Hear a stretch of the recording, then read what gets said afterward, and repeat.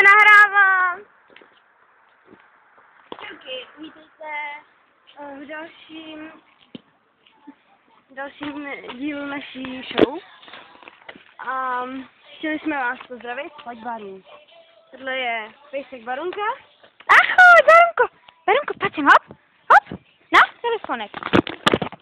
No, to zbožňuje nejvíc telefony. Ano, přesně tak. A dnes si nějak moc nechce poslouchat.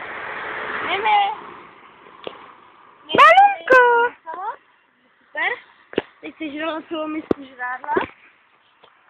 No a co? Chtěli jsme vás zase pozdravit, že jo? No samozřejmě, že jo, mamka mi teda dovolila, aby jsme šli do bazénu. Takže do bazénu nepůjdem.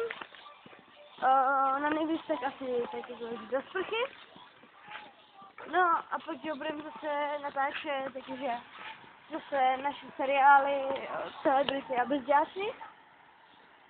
A musíme to tam jakože vylepšit pro ten vlog, že Nahlas. a musíme jakože tam dát víc fotek, takže dneska tam určitě budeme tak dost do rána, takže určitě pište a tak. A to bude asi tak všechno, no.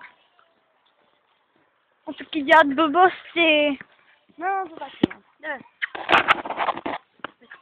Barunko!